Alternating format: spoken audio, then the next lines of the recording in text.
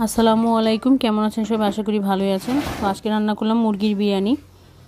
তো এটা আমার মুরগির বিরিয়ানিটা রান্না করলাম আমার জন্মদিন উপলক্ষে। আমার আম্মু মুরগির বিরিয়ানি রান্না করতে বলেছে, তো এটার আয়োজন আম্মু করছে।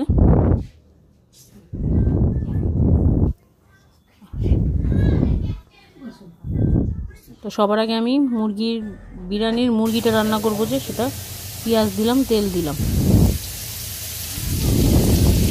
পরিমাণ মতো তেল দিয়ে দিব। পেঁয়াজটা ভালো করে ভেজে নিব।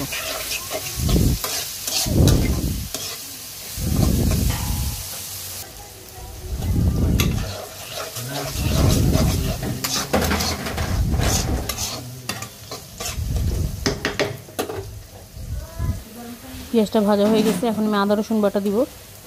আদা রসুন বাটা পরিমাণ মতো দিয়ে এরপর ভালো করে ভাজবো। এখানে আমি 2টা মুরগি নিয়েছি, 2টা মুরগি না, তার থেকেও বেশি।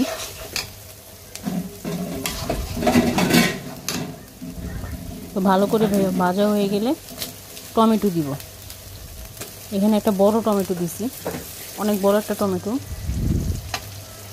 এলাচ, দারচিনি, তেজপাতা দিলাম, মরিচের গুঁড়া, ধনিয়ার গুঁড়া, ভাজা জিরার গুঁড়া দিলাম, একটু পানি দিয়ে দিলাম। এখন রাঁধুনি বিরিয়ানির মশলাটা দিব, রেডি মিক্স মশলাটা দিয়ে দিব, লবণ দিব,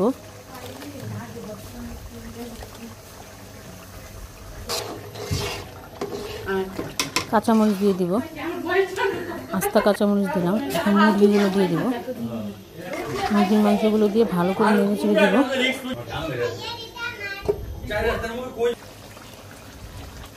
টক দই দিয়ে দিব, টক দই দিয়ে ভালো করে নেড়ে চেড়ে ঢেকে দিলাম। এখন আবার ঢাকনাটা উঠিয়ে বাদাম বাটা দিব,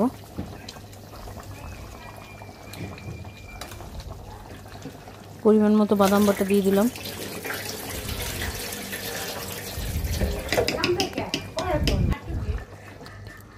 এখন দুধ দিয়ে দিব, আমি পানি দিব না, কোনো পানি অ্যাড করব না। দুধটা দিয়ে ভালো করে নেড়ে চেড়ে যে বলক চলে আসছে, এটা আমি একেবারে ঢাকনা দিব না, আর টানিয়ে ফেলবো।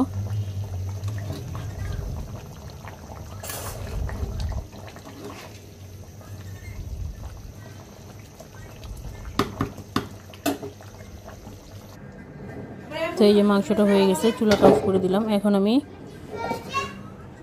বিরিয়ানির জন্য যে পোলাওটা, ওই পোলাওটা বসাবো। পেঁয়াজ দিলাম, তেল দিব। এখানে আমি কোনো আদা রসুন বাটাও দিব না, আর কোনো এলাচ, দারচিনি, তেজপাতা দেবো না, যা দেওয়ার সব মাংসের মধ্যে দিছি। তো পেঁয়াজটা ভাজবো ভালো করে। ভাজা হয়ে গেছে, এখন আমি পোলার চাল দিব।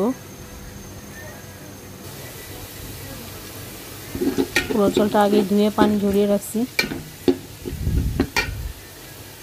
এখন পোলাও চালটা দিয়ে ভালো করে নেড়ে চেড়ে ভেজে নেব চালটা।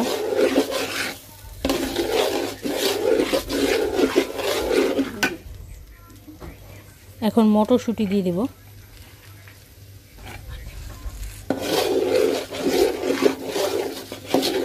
এরকম সিজনে মটরশুঁটি ছাড়া তো বিরিয়ানি চলেই না। তো লবণ দিয়ে দেবো। এখন আবার এটা পোলাওয়ের আন্দাজ করে দিয়ে দেবো। এখানে আমি 2 কেজি পোলাও চাল নিয়েছি, ভাজা হয়ে গেছে। এখন গরম পানি দিয়ে দিব,